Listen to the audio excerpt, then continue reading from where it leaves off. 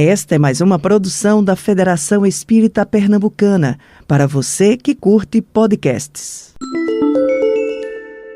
Bom dia a todos. É com grande alegria que aqui estamos, não é? Nesse momento representando também a área da família, trazendo um abraço amoroso a cada um que está aqui, que nós possamos continuar nesse aprendizado, sorvendo o conhecimento espírita, mas aliando ao nosso sentimento, para que nós possamos, nessa afetividade, guardar em nossa memória para sempre.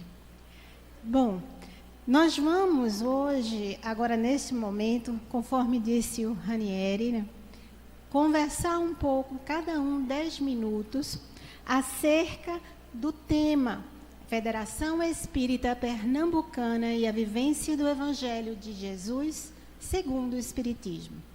Então, nós vamos ter cada um com 10 minutos. Nós iniciaremos com Ana. Tudo bem, Ana? Ana é minha adjunta da diretoria da área da família.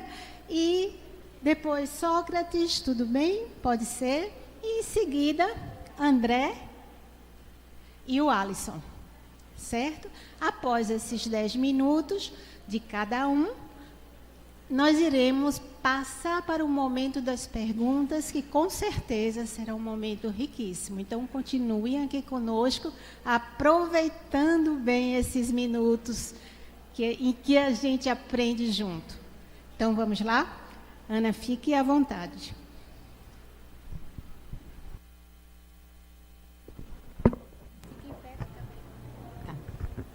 Bom dia, tudo bem com vocês?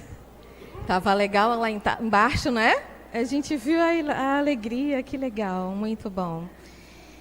Bom, eu fiquei pensando em como falar em 10 minutos de um tema maravilhoso. Daria muito tempo, né? Mas eu lembrei de um conto que eu gostaria de trazer para vocês, apenas para que a gente pudesse iniciar aqui algumas reflexões acerca dessa ligação, né? Vamos dizer assim, desse propósito da própria FEP. E eu lembrei de um conto, eu já contei ele aqui algumas vezes, eu não sei se vocês vão se lembrar, que se chama O Conto do Farol. E ele começa assim: conta-se que um capitão, ainda bastante jovem, tinha acabado de se formar na escola de oficiais da Marinha e estava servindo num grande navio de guerra.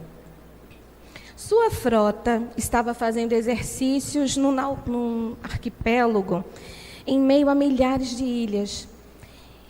Eles já estavam chegando ao final do dia e o tempo estava péssimo, com uma névoa densa, a visibilidade muito ruim.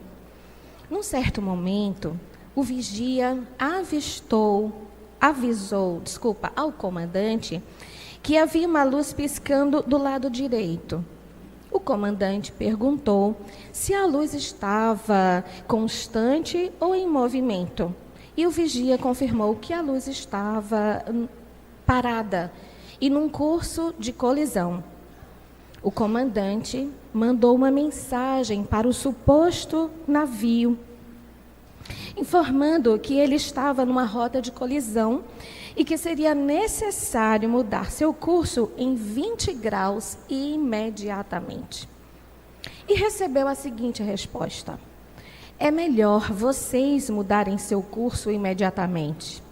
O capitão pensou que a tripulação do outro navio não sabia quem ele era e transmitiu outra mensagem: eu sou o capitão.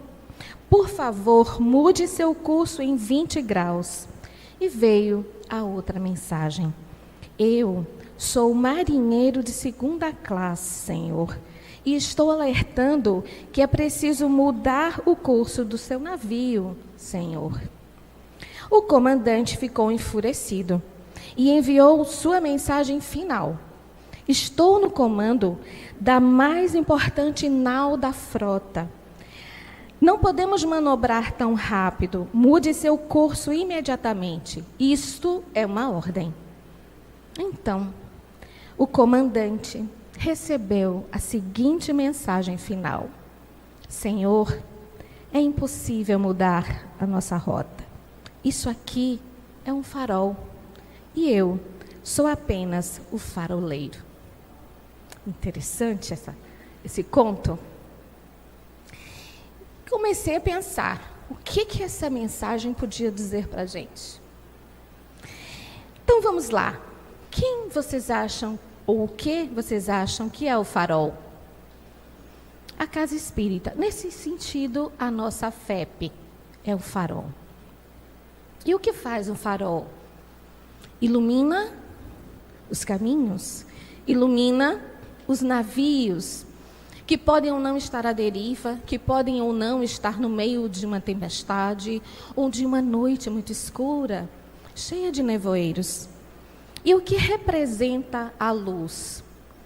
Bem, a luz do Evangelho de Jesus pela doutrina espírita, redivivo pela doutrina espírita, o Consolador prometido. Sendo assim, o farol, ele está intimamente comprometido com essa luz. Não seria um farol se não tivesse a luz, que é a luz da verdade. E por essa razão, propiciando o engrandecimento moral das criaturas humanas, diz Bezerra. E quem é o faroleiro? Aquele de segunda classe. Somos nós que fazemos o centro espírita. Nesse sentido, mais uma vez, que fazemos a nossa FEP.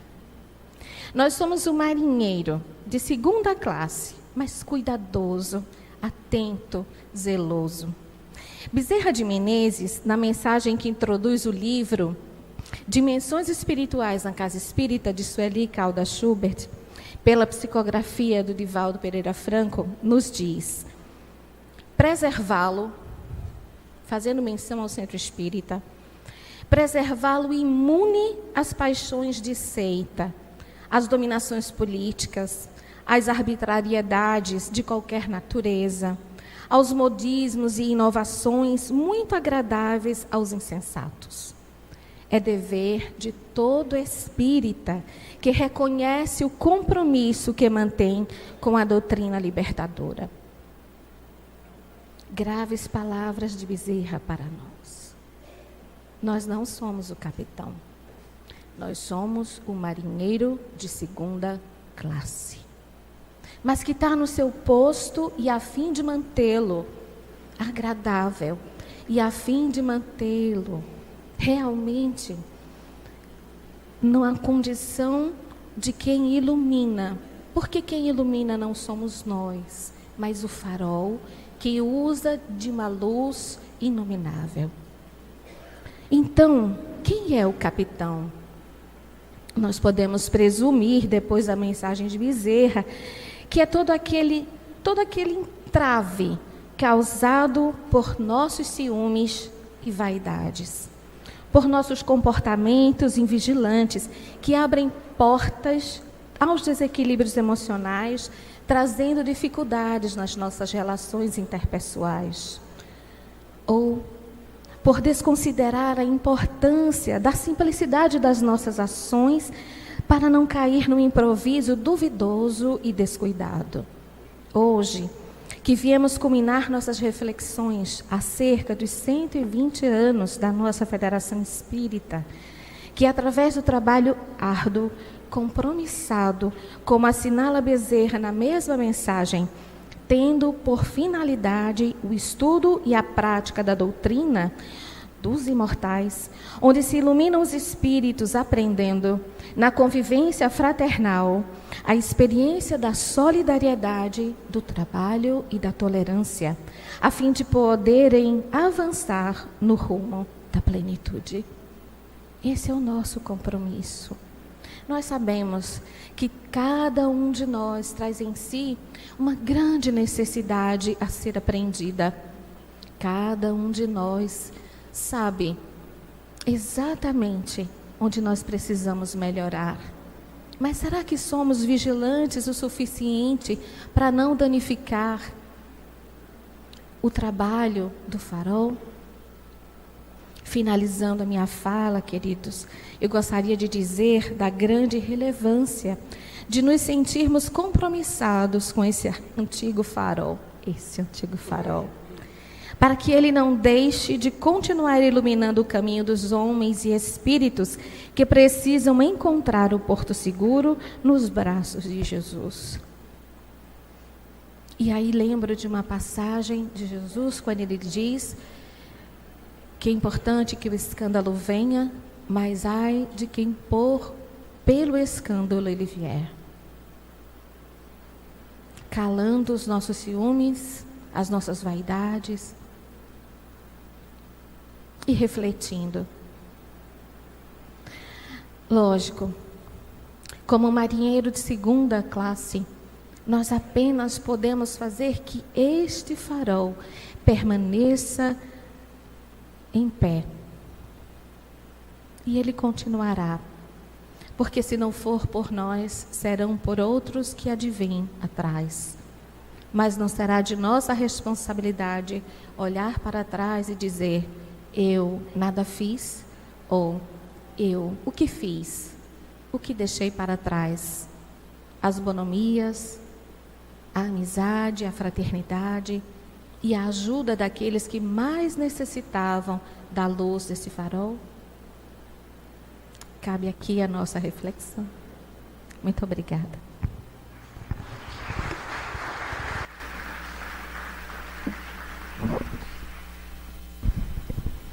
Obrigada, Ana. Então, nós vamos agora, para aproveitar bem o tempo, com o amigo Sócrates. Fique à vontade, em 10 minutos. Minhas queridas irmãs, meus queridos irmãos, a garganta está querendo farrapar, mas agradeço a vocês pela atenção dispensada durante todo esse evento. Conta uma história que um cientista pegou alguns ratinhos de cobaia e colocou dentro de um recipiente com água. Deixou que aqueles ratos nadassem e marcou o tempo. Com 15 minutos, aqueles ratos começaram a naufragar, a morrer afogados. Ele pegou outro do experimento, colocou novamente dentro do mesmo recipiente. Aproximava dos 15 minutos. Ele retirou, secou, colocou para repousar. Aguardou um tempo, colocou de volta dentro do recipiente. Esses ratos conseguiram nadar.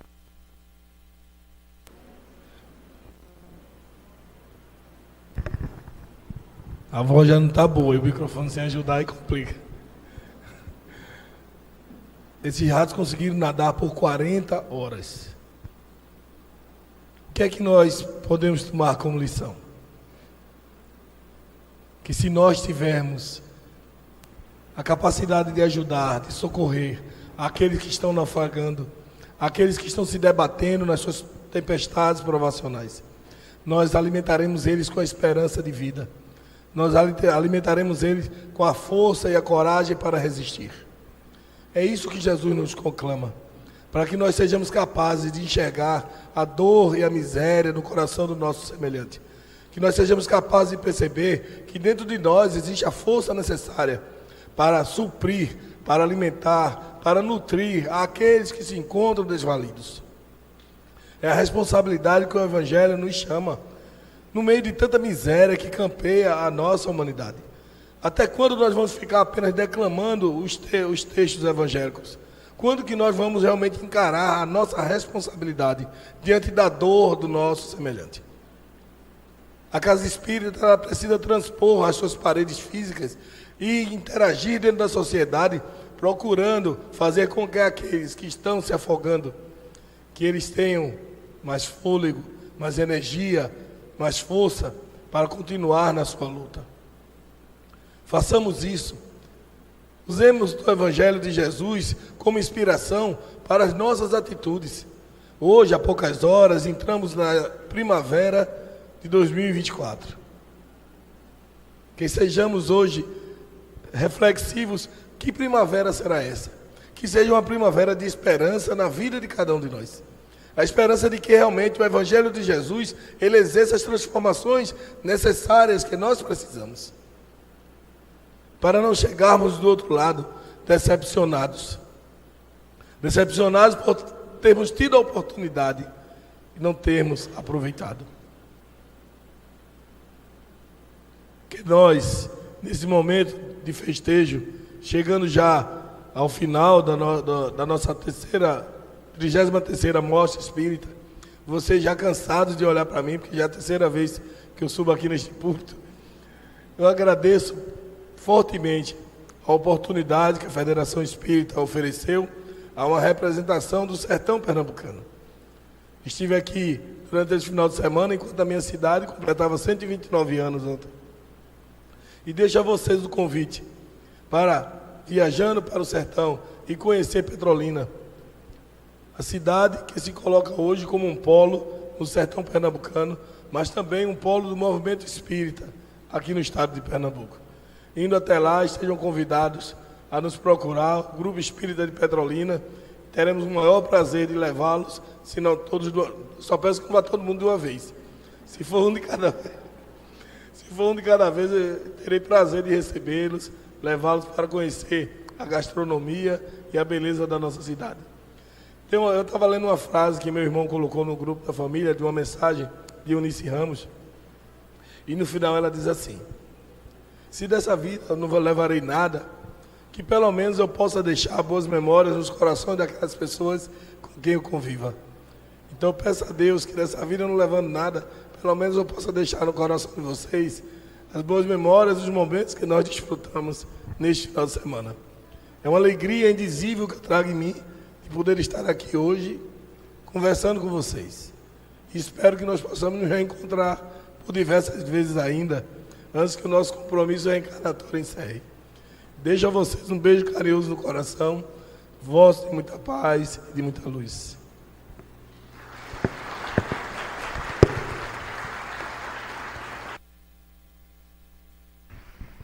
Bom, André, agora é a sua vez. Aproveite. Eu estou rindo aqui porque Alisson ficou por último de novo. Aqui na Paraíba, havia um cantador muito famoso chamado Zé da Luz.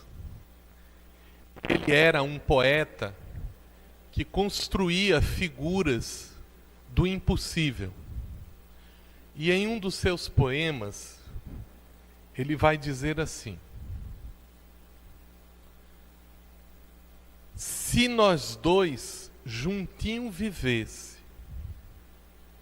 se nós dois juntinho dormisse, se nós dois juntinho morresse, mas porém acontecesse de pro céu nós a subisse, mas São Pedro não deixasse que nós dois no céu entrasse, se tu com eu insistisse, se eu me arriminasse, a minha faca puxasse, e o bucho do céu furasse, pode ser que nós entrasse, mas pode ser que nós caísse, e os anjos do céu, libertado de lá, tudo fugisse. Às vezes nós vivemos como se nós fôssemos os anjos que caíram. Comportamo-nos diante das circunstâncias da vida como se a gente estivesse simplesmente esperando o prazo passar para voltar para o céu. Aguardamos a irmã morte para finalmente nos devolver, quem sabe, a nosso lar, quem sabe a alvorada nova, quem sabe a reencontrarmos Jesus de braços abertos, dizendo assim: finalmente meu professor voltou. Porque o nosso problema não é conhecer Jesus. O nosso problema não é ouvir falar de Jesus.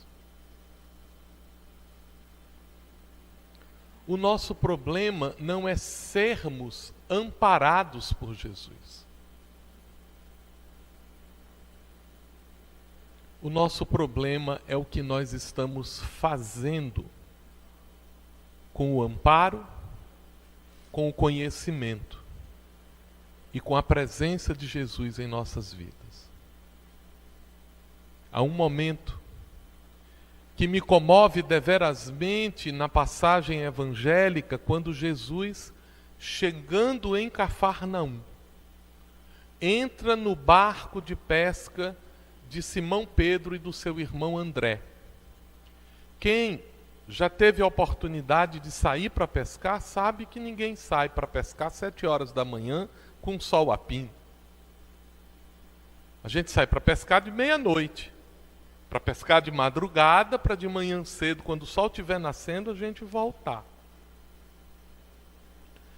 E Simão Pedro voltava com os barcos vazios, sem absolutamente nada que tenha sido recolhido. E embora Jesus estivesse no barco, é somente quando ele vai chegando na margem que Jesus lhe dá uma sugestão. Lança tuas redes. E Simão age como nós agimos. O senhor já não viu? Eu passei a noite inteira lançando redes. Eu sou pescador. O senhor é o quê mesmo? Sou carpinteiro. Pois é. Eu nasci aqui nessa cercania. O senhor veio de onde? Eu vim de Belém. Ah, tá. E o senhor quer que eu lance a rede de novo, depois da noite todinha jogando rede? É. Lance sua rede aqui. E Pedro, com muito mau gosto, disse assim: bom, eu vou dar uma lição nesse camarada, né? Eu vou lançar a rede, vou mostrar para ele que não vem nada. E quando ele lançou a rede, elas quase se rasgavam de tantos peixes que ele recolheu. Simão teve então uma atitude muito digna, porque ele ajoelhou-se, baixou a cabeça e disse: Senhor, eu não sou digno que tu estejas no meu barco. Acho que essa é a reflexão que a gente tem que fazer todos os dias. Porque Jesus está no barco da nossa existência. E quase todos os dias ele diz para a gente: lança a tua rede. E qual é a nossa atitude? O senhor parece que não entende.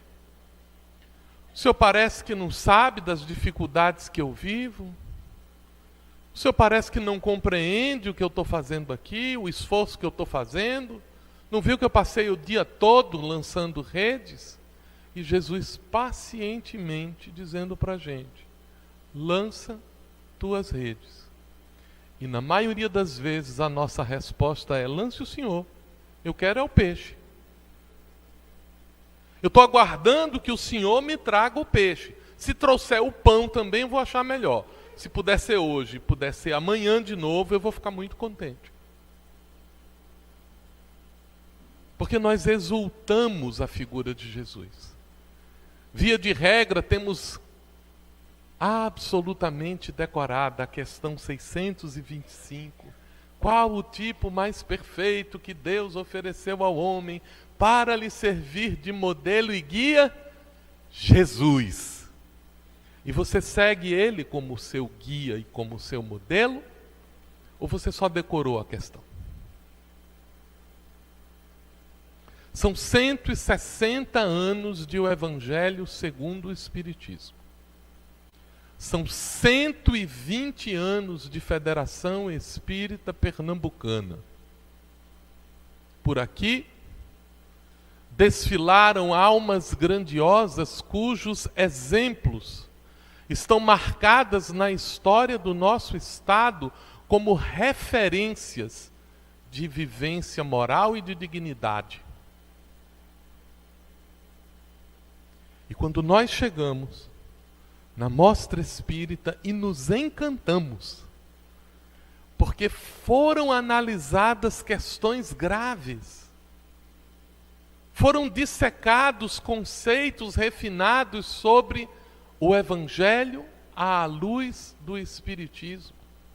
Jesus foi reapresentado, culminando no dia de hoje na apresentação de Alisson, em que ele pensou o histórico de nossas percepções a respeito do cristianismo e nos trazendo novamente a mensagem do desvelo espírita, que nos convida a uma transformação efetiva. Gostaríamos de ter uma atitude diferente de Zé da Luz, esperando furar o bucho do céu e entrar de qualquer maneira lá? Porque nós somos espíritos em trânsito. Nós somos os que mais necessitamos de Jesus. E a oferta de Jesus estando no barco da nossa existência, nos criando convites, nos criando alertas, não será suficiente para garantir a nossa integridade espiritual se nós não pegarmos as nossas redes e lançarmos no mar da vida. É urgente que da 33ª Mostra Espírita, em que analisamos a Federação Espírita Pernambucana e a vivência do Evangelho segundo o Espiritismo, nós marquemos a palavra vivência. Porque para viver é preciso conhecer. Para conhecer é preciso ter boa vontade. Que o momento da 33ª Mostra Espírita represente para nós o ponto de decisão. Eu estou disposto a jogar as redes. E que nós, intimamente, tenhamos o reconhecimento de que, embora não sejamos dignos, Jesus permanece conosco no barco da nossa existência. Aproveitemos o tempo. Nas palavras admoestadoras de André Luiz, na introdução de Nosso Lar, quando refletindo sobre o que nos aguarda na vida verdadeira, ele reflete em grande tom: busquemos a verdade antes que a verdade nos surpreenda. Acendamos as nossas luzes antes de atravessarmos o portal da grande sombra. Suemos agora para não chorarmos depois.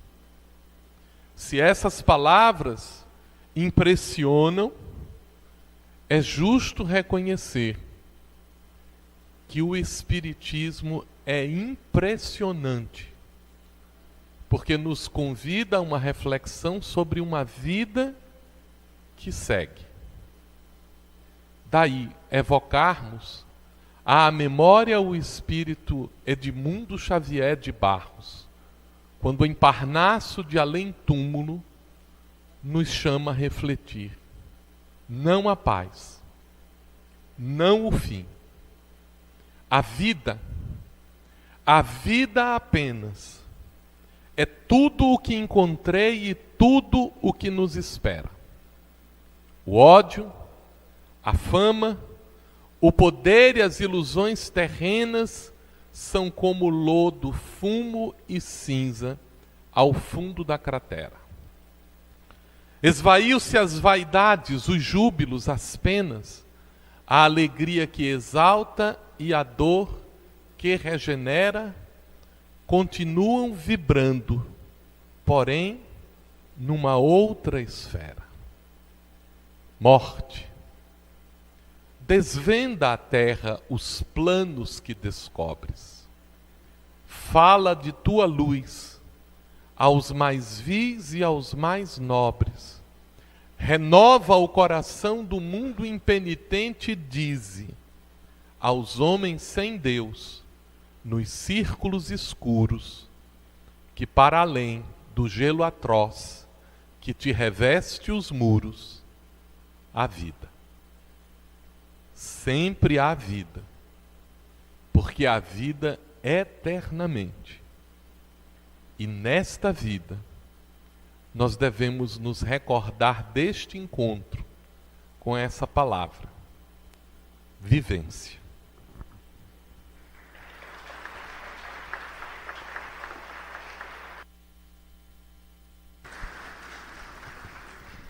Obrigada, André. Alisson, o último, mas não sendo o último, não é verdade? Quero não. Quero não falar não mais. Tô brincando. Mas eu acho que tem alguma armação, viu? Porque toda vez acontece isso. Vamos trocar. Aí eu fiquei pensando, Ana, André, disse, rapaz, não nem adianta a história do ar. Vamos botar por ordem alfabética. Vai dar errado do mesmo jeito. Gente,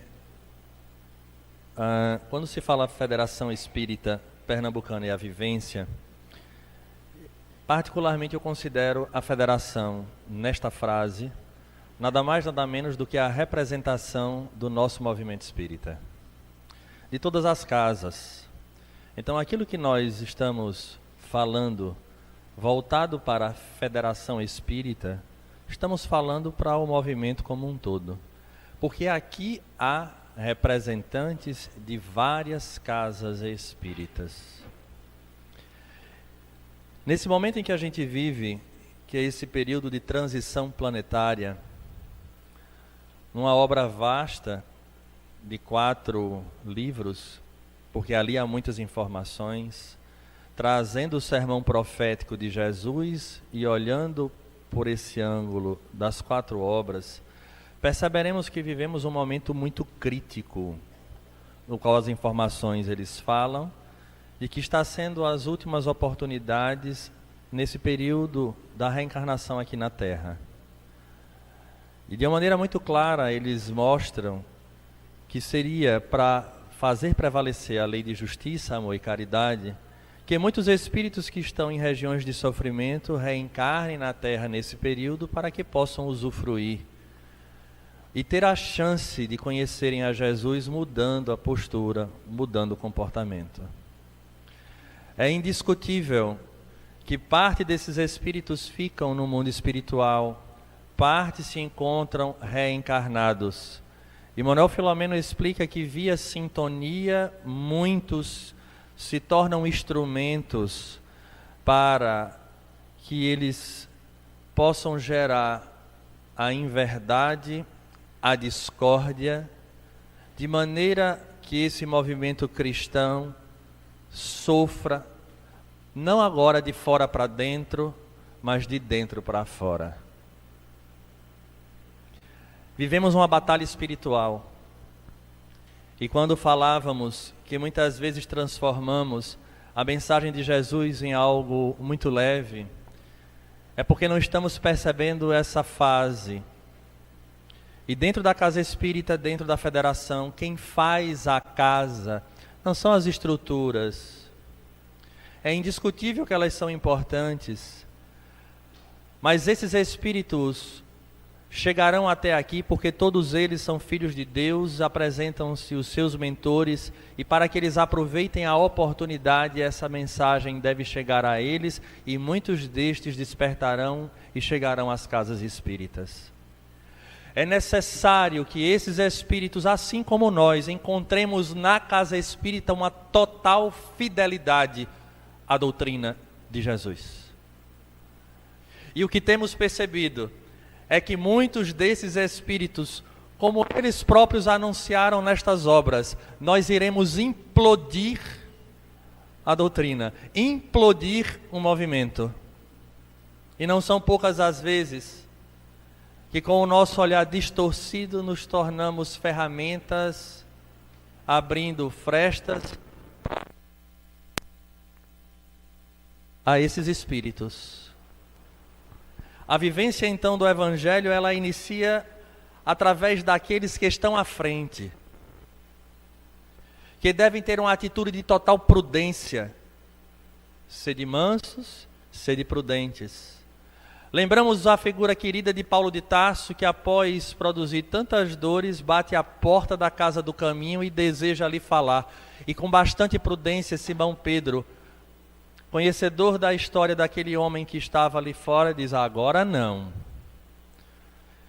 E ele aceita, porque ele agora tem o desejo sincero de mostrar que ele mudou. Mas vejamos que teve uma atitude negativa, dura, até austera. E as pessoas hoje, quando veem uma postura dessa dentro da casa espírita, não acreditam que isso é uma vivência do Evangelho. É preciso preservar, e a Federação Espírita, ao longo desse tempo, repito, representando o nosso movimento, vem mantendo acesa essa chama da doutrina de forma lúcida, segura, não abrindo espaço para as novidades, porque é exatamente nessas situações que entrarão as infiltrações. É, portanto, necessário que todos nós, em nossas casas, possamos, antes de tudo, conhecer doutrina espírita, o Pentateuco. Não é o romance, mas é aquilo que está exposto, e refletirmos sobre aquela realidade e percebermos que Deus usa de um amor para conosco que se apresenta de uma forma às vezes até estranha, porque o indivíduo que comete o crime contra si próprio da sua existência, num exemplo rasteiro de dar um tiro, ele remove, dá um tiro em sua cabeça, a lei divina faz.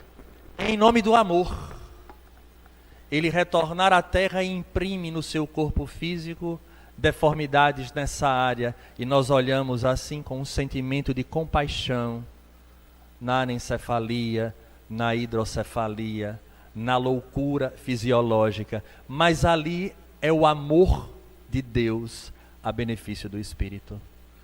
As casas espíritas, então, devem amadurecer nos conceitos que o Espiritismo traz, para que possa, na execução desses valores, apresentar às pessoas que lhe batem a porta com as suas dores e questões, a verdade que liberta, e não a mão que passa pela cabeça e empurra o indivíduo para a queda. Conhecereis a verdade, e a verdade vos libertará. Cada um de nós que compõe a casa espírita precisa ter em mente que nós somos exatamente esses mensageiros, porque nenhum presidente que está à frente de nenhuma instituição aqui consegue manter a casa sozinho. Quando nós entendermos neste segundo exercício, Alisson, qual é o primeiro? A família.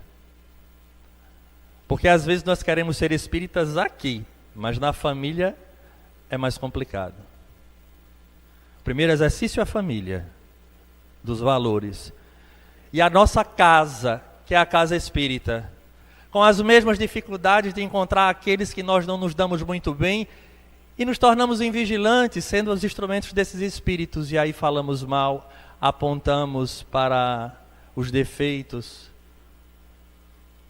E eu gostaria, para concluir, de lembrar que a mensagem evangélica é feita por indivíduos, ou melhor, a história do cristianismo é feita por indivíduos, eu vou usar o termo mais tradicional, pecadores. Quando nós falamos de Paulo, todo mundo lembra do apóstolo e esquece do Saulo, que foi o primeiro perseguidor. Quando se fala de Maria de Magdala, a gente lembra daquela que transformou-se, ninguém lembra da prostituta. E por que nós, entre nós, que deveríamos unir forças para mantermos a vivência e a casa, sempre que olhamos para quem não é inamistoso, diz, você não sabe quem era esta pessoa. Que bom, porque ele era. E hoje esforça-se por ser diferente.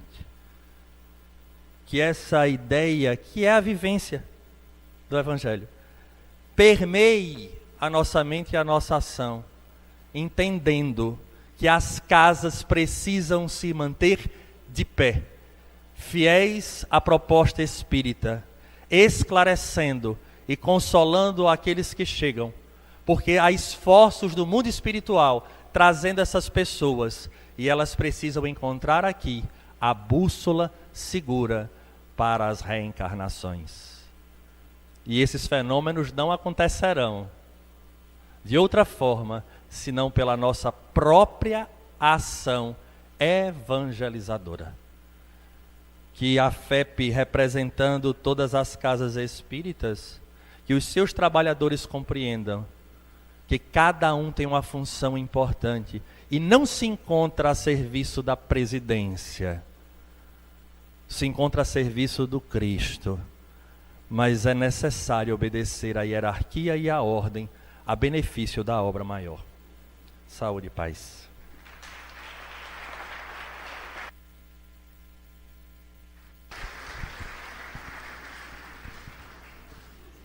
Então vamos agora, muito obrigada, Alisson. Vamos agora às perguntas, né? Um momento tão importante também para que essas trocas enriqueçam mais ainda, não é? Esse momento que cá estamos todos nós. Então nós vamos começar por quem? Agora eu vou pegar você. Eu vou para ele. Viu? Então vamos lá. Já viram que para botar no fogo, sou sempre eu, né? A palestra é o último, mas na hora de responder, agora você é o primeiro. Aí, né? Para não dizer que a gente não está deixando ele assim no canto, abandonando ele afetivamente, não entrar, né? Então vamos lá. Alisson. Aqui uma pergunta.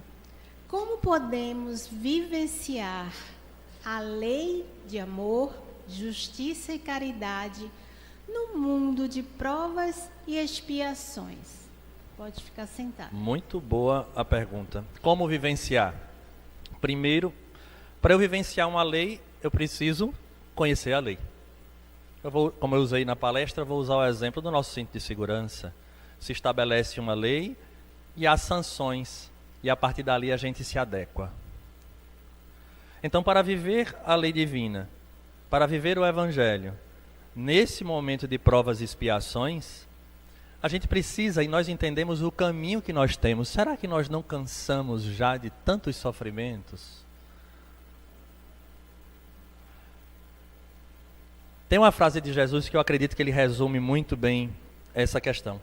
Ele diz assim: vinde a mim todos vós que estáis cansados e sobrecarregados, né? Pronto. Ele disse, vinde a mim todo mundo. Foi isso? Não, né? Ele só diz, vinde a mim, vós que estáis cansados e sobrecarregados. Esse é o ponto. Todos nós aqui, todos, se a gente avaliar todas as palestras, em essência, nós espíritas sabemos de tudo que foi dito. Não existe novidade. A pergunta é, a gente está cansado e sobrecarregado dessas nossas mazelas? Ou a gente ainda se compraz nos nossos equívocos? Eu gosto de falar mal de outra pessoa. Eu gosto de tomar aquela cervejinha porque não tem nada demais. Porque a grande questão é essa. Qual é o grande X da questão hoje? Relativizamos, hoje não, ao longo de toda a história, relativizamos a moral do Cristo. Relativizamos agora o que a doutrina fala. E elegemos, dentro do que é posto, o que é válido e o que não é válido. Aí a gente diz assim, não, isso aqui era na época dele. Hoje a realidade é outra. Quando na verdade ele não veio destruir, mas cumprir. A lei é uma só. Então o que é que a gente faz para viver essa lei?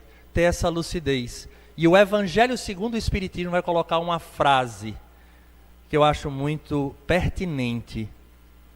Não é que lhe falte condições, falta vontade firme.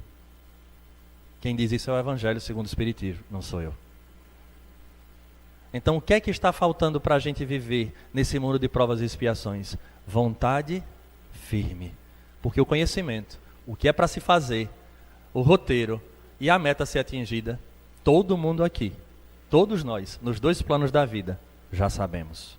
Então que a gente tenha em mente essa lei que vai e volta, lei de retorno, causa e efeito, e utilizando da vontade firme, a gente supera. E para ajudar,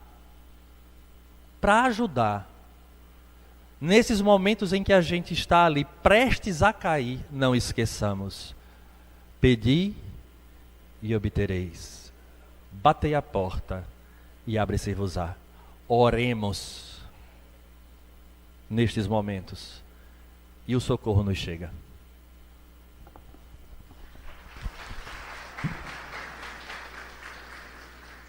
Obrigada, Alisson.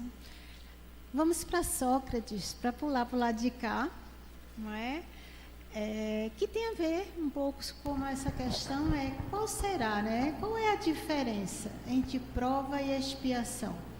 Já que a gente está no mundo de prova e expiação, é bom a gente entender bem isso. Quando Cristiano me mostrou essa pergunta, fiquei refletindo como responder, porque todos nós somos espíritos que, ao programarmos a nossa reencarnação, são estabelecidos os conjuntos de necessidades que precisamos alcançar, precisamos enfrentar para obter as virtudes que nos tornarão mais elevados do que da condição em que nos encontramos. Eu gosto de fazer analogia com a vida de estudante. Há 21 anos eu dou aula na faculdade lá em Petrolina, e quando a gente fala em prova, os alunos já tremem. O que é a prova? Prova é a busca da verdade. Quando você reencarna, que você vai passar por provas, o que é que Deus está esperando de você? Vá lá e prove que você realmente adquiriu essa virtude. Porque não adianta eu dizer que eu sou paciente. Não adianta eu dizer que eu sou tolerante. Eu preciso provar que eu sou paciente. Eu preciso provar que eu sou tolerante.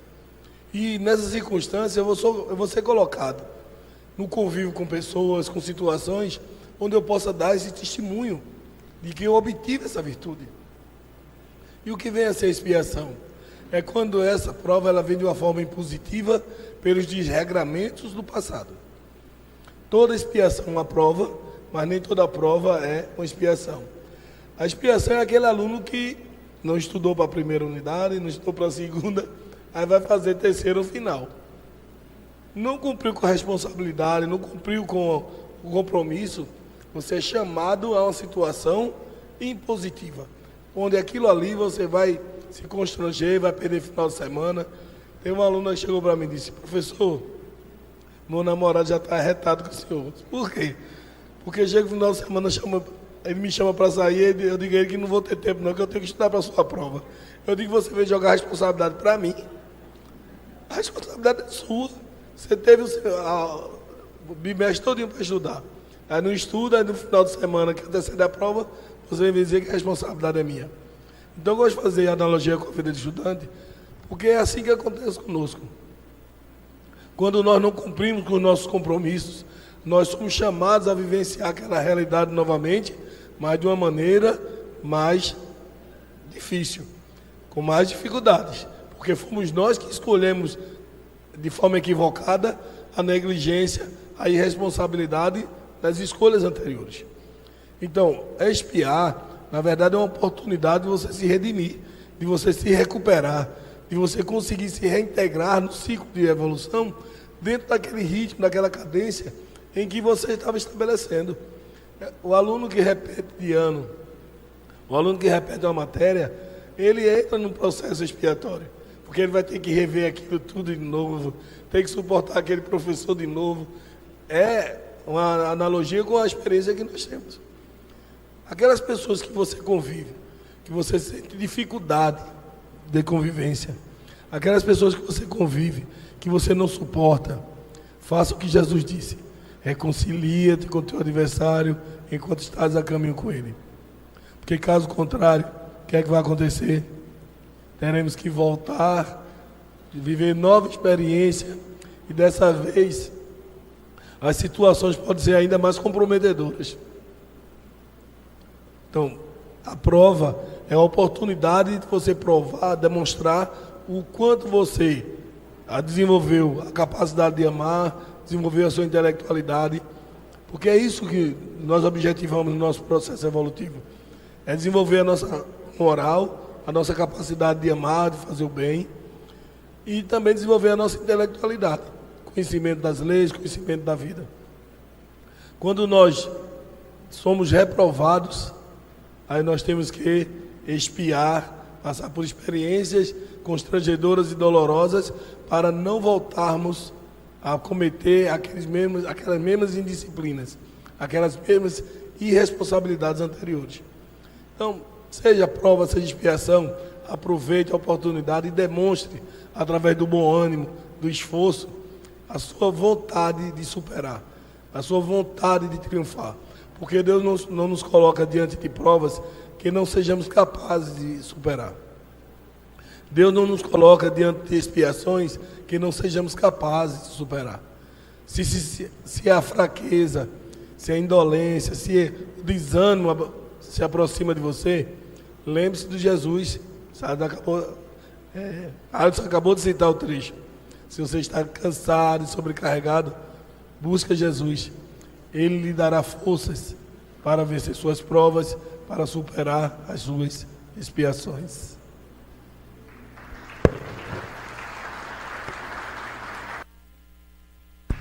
Obrigada, Sócrates. Vamos para a Ana. Ana, como conviver com os familiares que não acreditam e não aceitam o espiritismo? Eu pensei que ia ser a última, porque afinal é a primeira, né? Mas tudo bem. Bom, eu acho que essa é uma pergunta muito, muito interessante, muito legal. Então, obrigada por essa pergunta.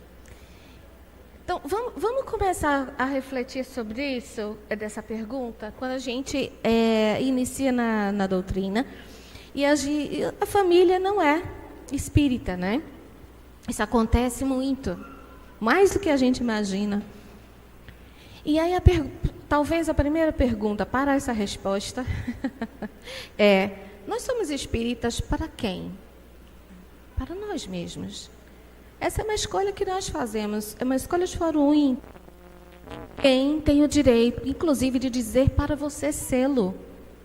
Essa é uma escolha que pertence apenas a nós. E se é assim, então por que buscar nos outros a aprovação da escolha? Por isso, ser espírita é ser consciente de sua escolha. Kardec diz muito isso quando ele diz que nós não fazemos sectarismo, porque não deveríamos, não é, causar uma intransigência para o outro, porque não sabemos se o outro, de fato, poderá suportar, vamos dizer assim, novos conhecimentos. Quando eu estou falando de suportar, é que o conhecimento, ele tem um peso. E nós precisamos construí-lo paulatinamente. Então, ninguém tem o direito de dizer o que devemos ser, no sentido da escolha do ser.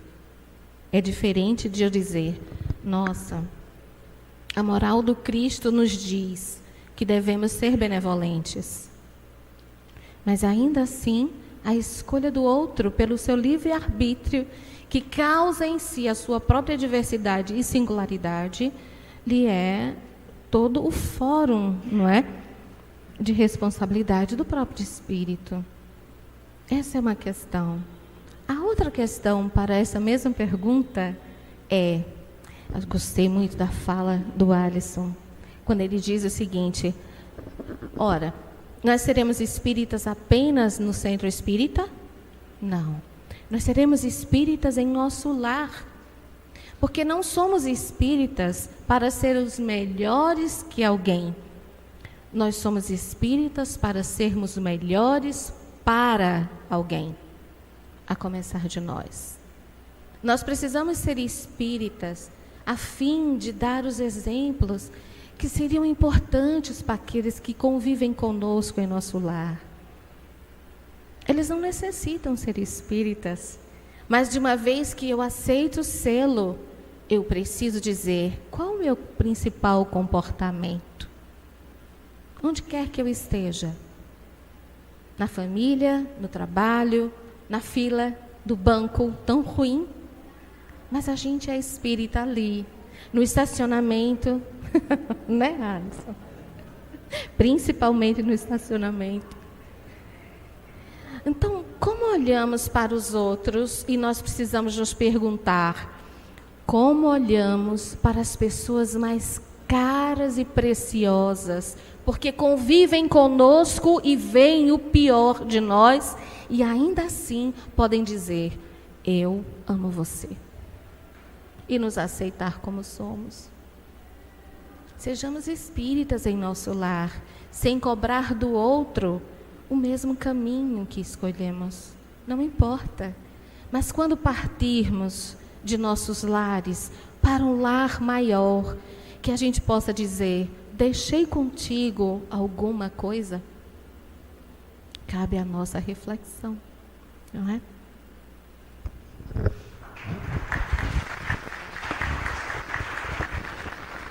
Obrigada, Ana. Então, enfim, a rodada, né? O André brincando com ele, gente. Mas assim, podemos afirmar, André, que o espiritismo é religião? Agora eu estou rindo, lembrando, aqui se faz, aqui se paga, tá vendo? Allan Kardec tem uma palestra sobre esse assunto que está dentro da Revista Espírita e que nós vamos encontrar em alguns elementos chaves para o entendimento dessa questão. Como um bom pedagogo, ele vai dizer o espiritismo é ou não é religião de acordo com a definição que nós entendemos de religião. Por que ele diz isso? Antes do século XIX, o conceito de religião dizia respeito a um conjunto de práticas e de crenças sob as quais os indivíduos deveriam vivenciar. Os pagãos, referidos pelo Alisson, como os hebreus, como os gregos, em todas as latitudes da humanidade, nós vamos ter uma prática religiosa que ela cresce com princípios que constituem o entorno do que as comunidades se reúnem, são crenças. E dessas crenças resultam rituais e sacramentos, aonde o ritual são procedimentos que você deve adotar para aprender alguma coisa dentro de uma religião, e os sacramentos são atitudes e ações que você deve proceder para que você esteja em contato com o sagrado. Aí, diante desta definição, que foi uma definição que, em especial, Schleiermacher e Allan Kardec enfrentaram quando disseram que nós precisamos reinterpretar a religião. Diante dessa definição, a gente pode dizer assim, o espiritismo não é religião. Primeiro, porque ele não tem crenças de natureza dogmática. Segundo, porque ele não tem sacramentos. Terceiro, porque ele não tem rituais. Então, se a religião é constituída por esses elementos, o Espiritismo não é uma religião. Entretanto, Kardec, Schleiermacher, Kardec em especial, quando no Evangelho segundo o Espiritismo, ele traz à tona o quê? A figura do Jesus redescoberto, ele traz a ética de Jesus como processo e ele conecta as concepções da espiritualidade com uma concepção ética profunda. Então ele vai recuperar o sentido de religiosidade como o sentido de busca com Deus. E o que é Deus? À luz da doutrina espírita. A realidade das coisas, a inteligência suprema, causa primária de tudo. Portanto, a integração com Deus é o princípio fundamental da vida. É o princípio fundamental do conhecimento.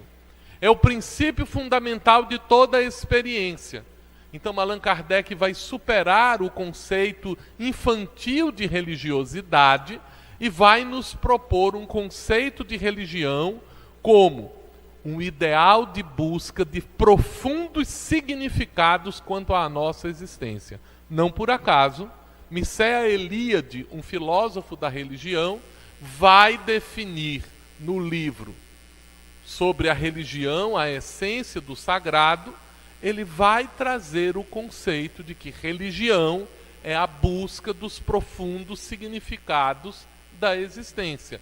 Então, o Espiritismo, neste novo sentido, é religião. A questão que nos cabe é uma questão de reflexão inversa. Para nós, o Espiritismo tem sido uma religião como um conjunto de crenças que não tem efeito nenhum? Eu acredito nos espíritos, eu acredito na imortalidade da alma, eu acredito na reencarnação, eu acredito na comunicabilidade dos espíritos, eu até acredito em Deus. Mas, e daí? Allan Kardec vai analisar em o próprio Evangelho segundo o Espiritismo, quando ele diz, há espíritas que só se interessam pelos fenômenos mediúnicos. Há espíritas que acreditam na ciência, nos fenômenos mediúnicos e até aceitam a filosofia. Mas esses são espíritas imperfeitos. Porque o verdadeiro espírita é aquele que busca tornar-se um homem de bem. Reconhece-se o verdadeiro espírita, assinala o codificador, pela sua transformação moral e pelos esforços que emprega em domar as suas inclinações mais. Neste sentido, ele diz, esses são os espíritas verdadeiros, os espíritas cristãos. E por que ele está chamando de espíritas cristãos? Não é porque são os espíritas que aderiram ao cristianismo. Ele está dizendo porque são os espíritas que, reconhecendo a moral do Cristo, tentam vivenciá-la. Não importa se eles têm concepções diferentes.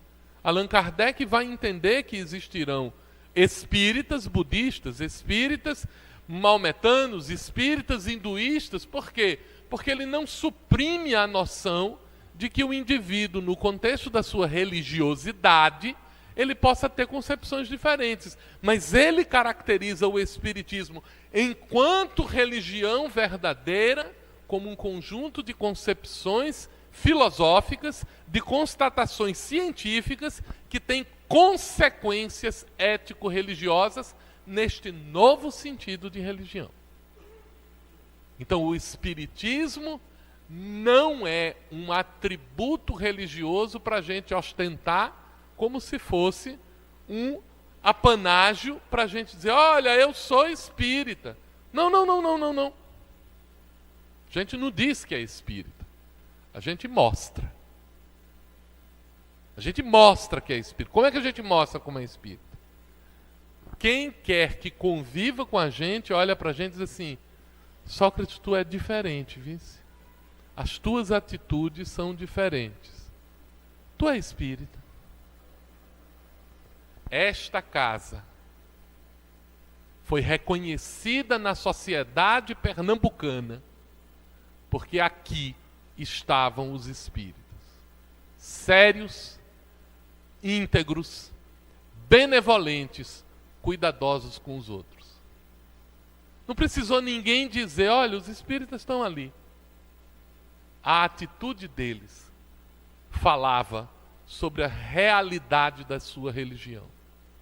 Então, resta-nos a pergunta: e para vocês, o espiritismo é ou não é religião?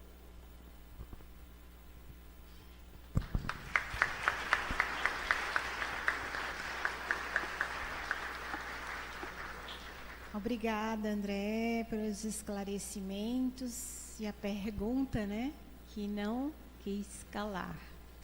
Mas vamos agora para Sócrates. E Sócrates, vamos ver. A pessoa diz assim: não aceito que o suicida tenha que vir necessariamente com as sequelas do seu ato em pleno desespero. Explique-me, por favor. Quando a gente trata da questão do suicídio, é preciso ter muito cuidado para não ficar impregnado por uma ideia fixa de que qualquer ato terá sempre a mesma consequência. Nós somos individualidades. No próprio Livro dos Espíritos, Kardec fala a respeito dos atenuantes e dos agravantes das nossas escolhas. Não podemos achar, porque todas as pessoas que cometeram suicídio, elas têm que vir num padrão de situação. É preciso entender que vai ter consequências. A escolha equivocada, retirar a própria vida, vai trazer consequências. Mas a mensagem que nós precisamos passar é de que Deus é misericordioso e que o amor cobre a multidão de pecados. Não significa que todo suicídio vai estar naquela situação lá de memória do suicida. Não se pode tomar a história de um livro como sendo um padrão para toda a humanidade. O que nós precisamos compreender que o que precisamos oferecer aos irmãos que estão passando por esse nível de perturbação são as nossas orações, são as nossas preces, as nossas vibrações. A maneira, o que vai suceder com ele, isso está nos desígnios de Deus. O tratamento no plano espiritual pode amenizar muito o nível de sofrimento que ele irá passar aqui. André Luiz foi tido como um suicida indireto. Quantos de nós também já cometemos o suicídio? É claro que a depender da maneira como o suicídio é cometido, isso acarretará sequelas no seu campo perispiritual, isso trará danos nessa estrutura perispiritual, mas não significa necessariamente que todos aqueles que cometeram suicídio terão que vir com essas mazelas para o plano físico. Porque no plano espiritual, tem um livro bem interessante de Luiz Gonzaga Pinheiro, que ele fala do perispírito e suas modelações.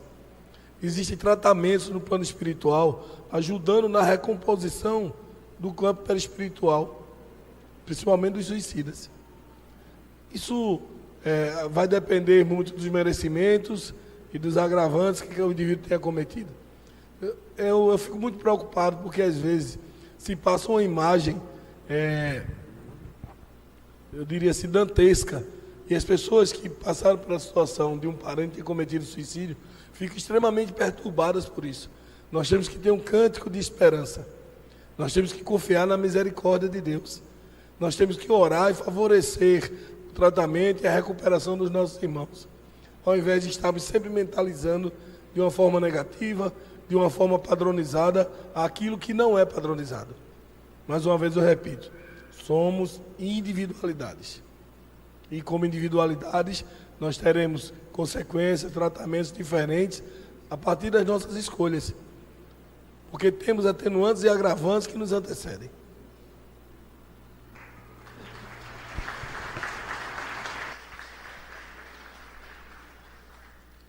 Obrigada, Sócrates.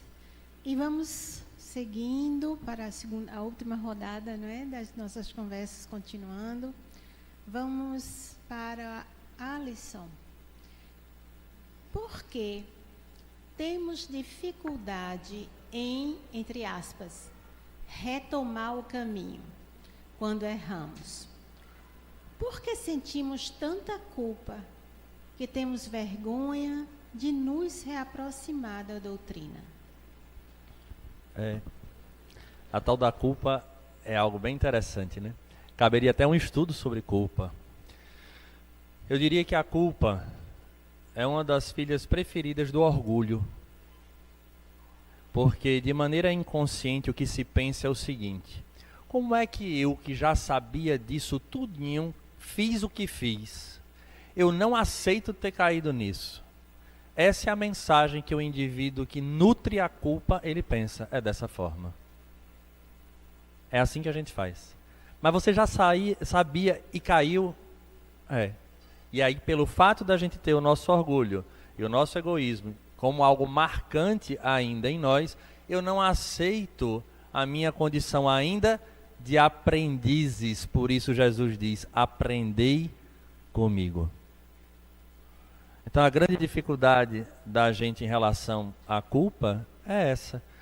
E aí nós queremos aí passar ao segundo ponto, preocupados com aqueles que estão na casa ou em qualquer outro local, o que é que vão pensar de mim, que antes eu sabia, fiz o que fiz e agora quero retornar, porque a minha referência principal está sendo essas pessoas, a questão de dar satisfação para elas. Quando a gente esquece que a própria divindade nos dá a chance constante da reencarnação, porque sinônimo de evangelho é recomeço. E era isso que eu queria, inclusive, quando nós falamos, quando se fala de Paulo, quando se fala de Maria de Magdala, todos eles recomeçaram.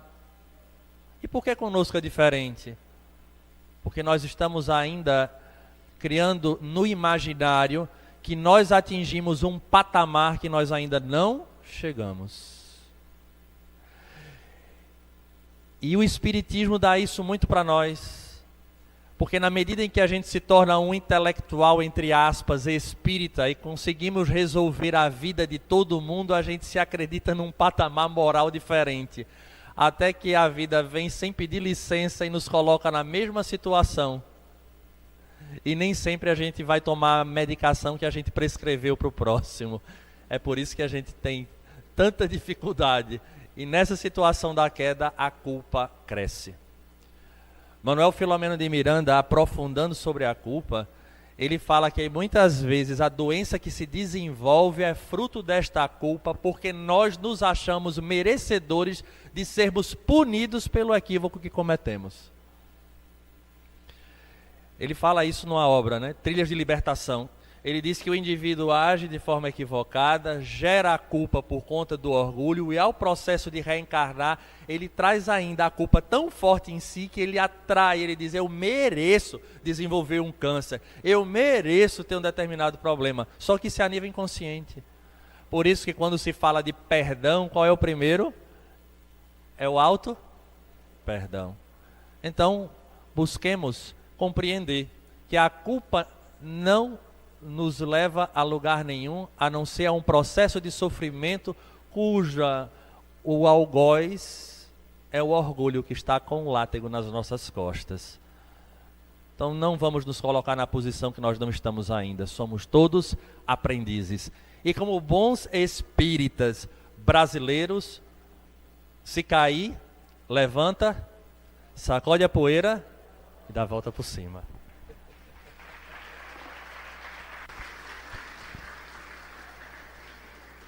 Obrigada, Alisson. O quanto é importante a gente se perdoar e se aceitar, não é? Verdade. Vamos lá, então, agora para o André.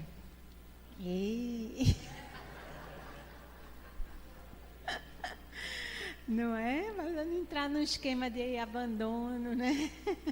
Vamos lá.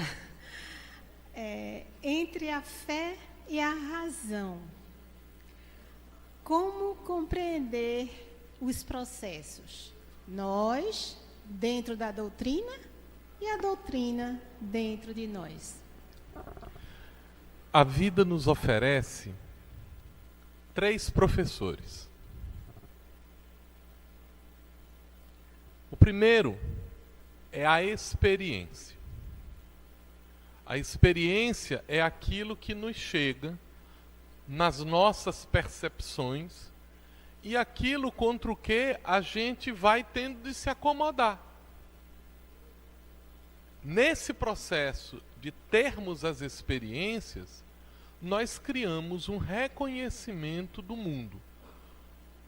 O ser vivo é, por excelência, aquele que aprende com a experiência.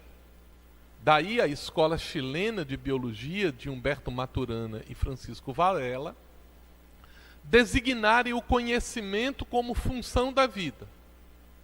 Só existe conhecimento quando há vida, só existe vida quando há conhecimento.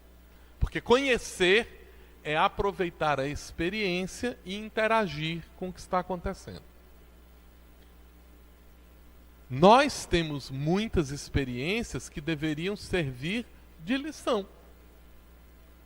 Mas às vezes a gente tem dificuldade de aprender só com a experiência.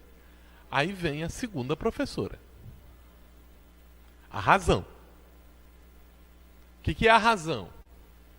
É a capacidade de a gente pegar a experiência e construir uma história de representação que nos permite antecipar o que vai acontecer. Então, a razão eu relaciono as experiências que eu tive, o conhecimento que eu elaborei, e eu olho para o mundo com a capacidade de explicar o que está acontecendo e o que vai acontecer.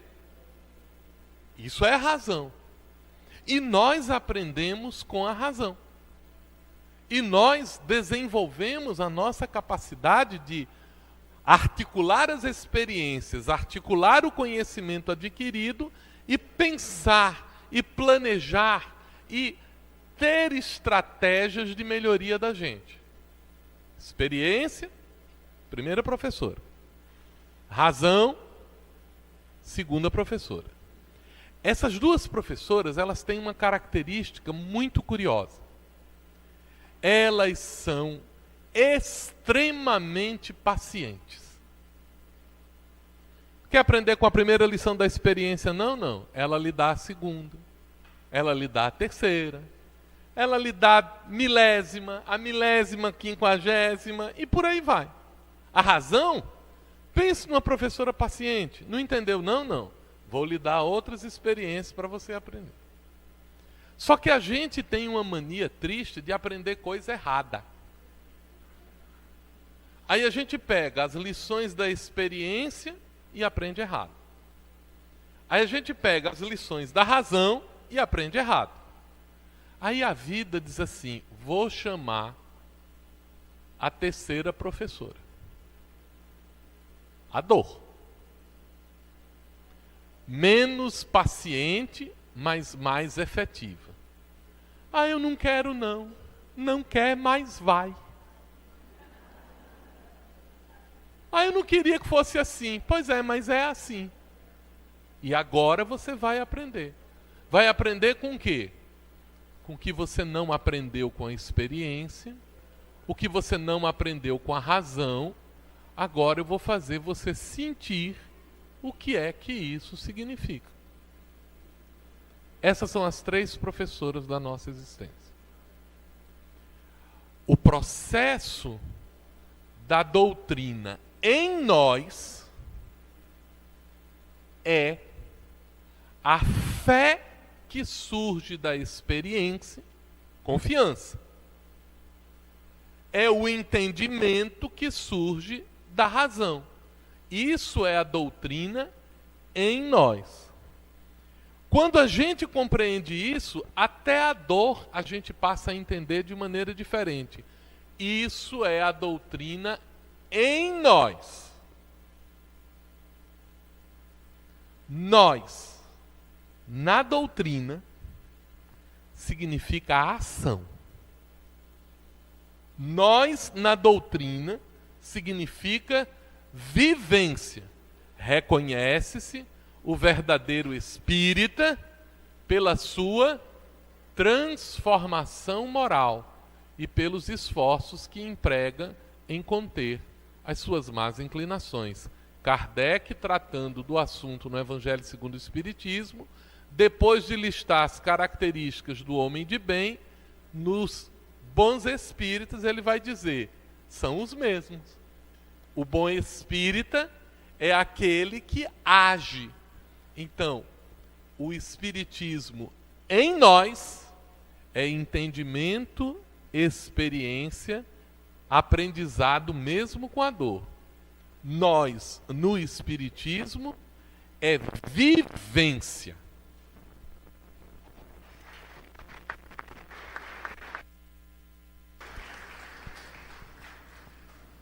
E vamos em frente. Muito obrigada, André. E a última pergunta das rodadas. Vamos para a Ana. Gostaria de ouvir uma orientação. Como podemos sensibilizar os dirigentes das casas espíritas para olharem para a juventude com mais carinho, entendendo a importância de prosseguir no trabalho com a doutrina, com Jesus e Kardec? Eita, pronto, chegou. Que pergunta, né? Maravilhosa. Gente, eu tenho que dizer, eu me sinto na 5ª série. Obrigada, meninos. Brincadeiras à parte, mas antes de responder essa pergunta, eu gostaria, se me permite, rapidamente, voltar um pouquinho para a pergunta que foi feita para o nosso irmão Sócrates, porque é algo, de fato, que circula, né, nos nossos conscientes. E nós precisamos refletir sobre o seguinte ponto. E os meninos foram magistrais nas suas respostas, mas eu imaginando aqui, o que a gente, de fato, como que a gente olha para a ação pedagógica da lei de ação e reação?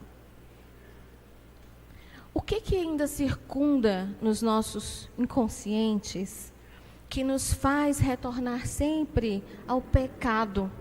Porque o pecado ele é muito pesado, né? E a doutrina espírita traz para a gente dizendo, não é um erro causado pela nossa própria condição, né, moral, ainda muito infantilizada, ainda perpetrando situações das quais nem precisávamos mais vivê-las. E aí o André traz, né, todas essas elaborações maravilhosas. Mas aí eu convido a gente ir lá para o céu e inferno, e há 3 espíritos fabulosos, maravilhosos, que fazem a gente olhar de maneira diferente para as deficiências, para os transtornos, para a própria condição, não é, que é o suicídio, o retorno desse espírito à carne, como está. E Germain, acho que é o... Deixa eu ver. Gente, eu tenho que colar rapidinho. O François Verne, Charles Sanger, que era um deficiente mental, um suicida recorrente, e que precisou vir numa situação da qual ele não pudesse mais cometer o mesmo delito, porque já tinha cometido esse delito 3 encarnações sucessivas. Não é que alguém está enclausurando, mas é que a clausura, naquele momento, para aquele espírito, foi importante. Nós precisamos fazer uma reflexão muito íntima de como nós olhamos para as nossas vivências, porque estamos muito acostumados de ver o ponto preto numa folha branca. Nós precisamos aprender a ver a bondade divina em nossa vida. De outra forma, não teríamos como realinharmos os nossos pensamentos, as nossas condutas, as nossas escolhas. E não é que está perpetrando sobre o outro uma dor. Se a gente vai olhar, e é fabuloso, por isso eu estou convidando vocês a irem no seu inferno. Porque a mensagem que o Espírito deixa é de dizer: quando estou dormindo, o meu espírito mais livre alça voos. Nós não deixamos de ser o que somos.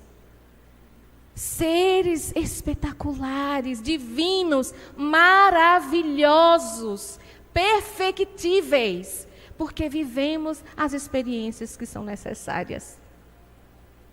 Nós precisamos pensar e olhar de uma maneira diferente, dar sensibilidade e positividade à maneira como vemos a vida e nós mesmos. Ivone Pereira do Amaral, suicida recorrente. E que maravilha que foi a vida de Ivone. Sofreu, sim. Ela precisava retificar tantas coisas dentro de si. A própria mediunidade de Ivone, que dizia a ela o tempo inteiro que ela era um espírito.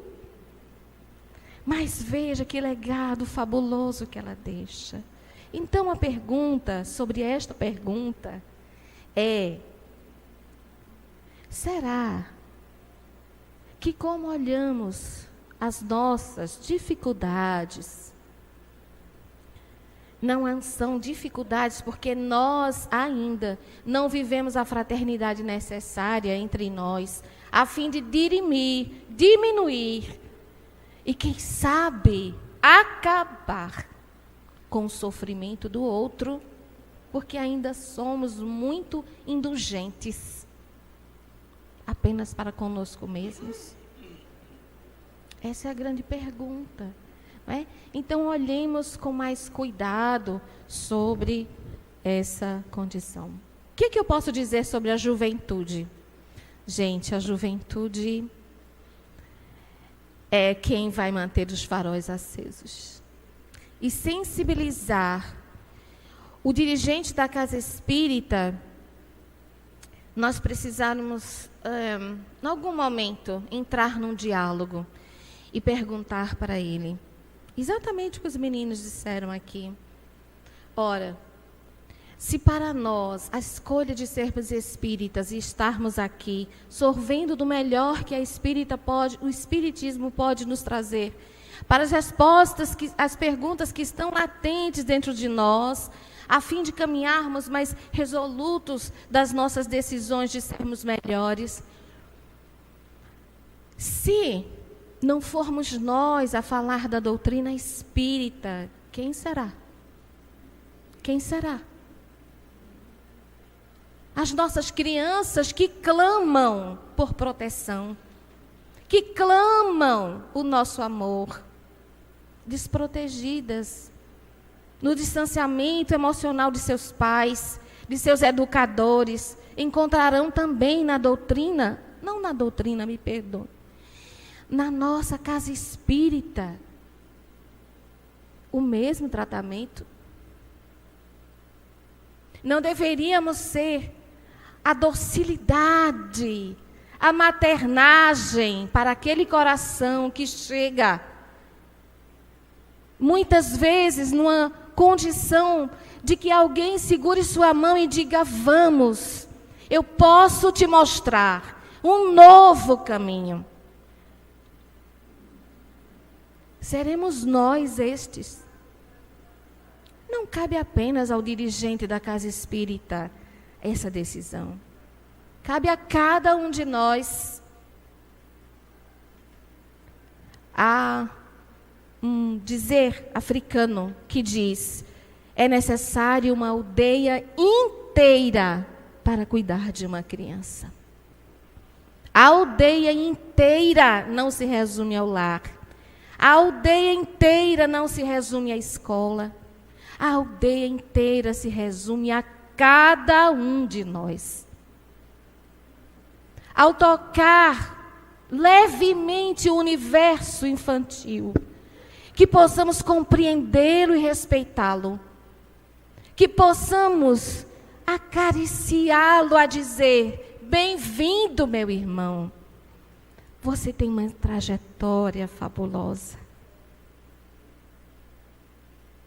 E aos nossos jovens, que precisam ser animados numa chama que eles acreditam, mas precisam de nós para dizer: você está no caminho certo.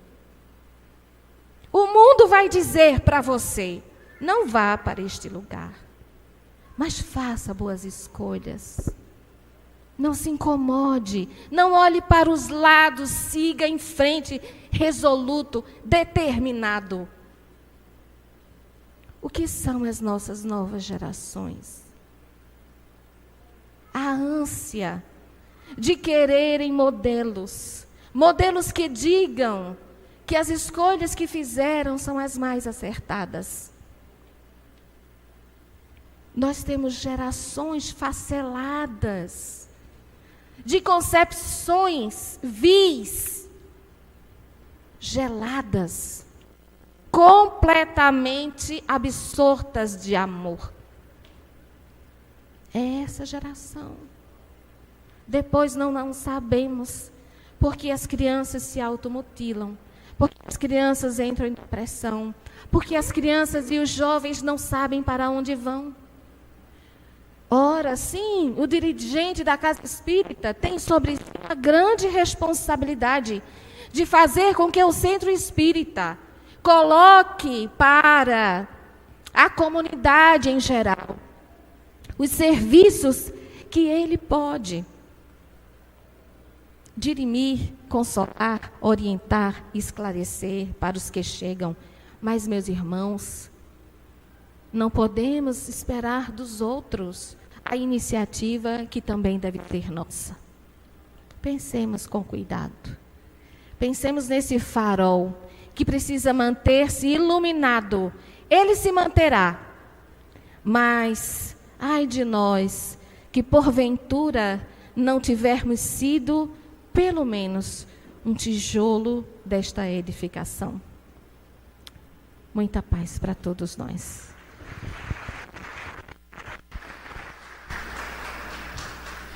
Muito obrigada, Ana, pelos esclarecimentos, o consolo e o sentimento que todos vocês trazem nas suas explanações, a Alisson, André, Sócrates. Então, queremos agradecer e estamos muito felizes e honrados por participar aqui com vocês, recebê-los, e vamos em frente.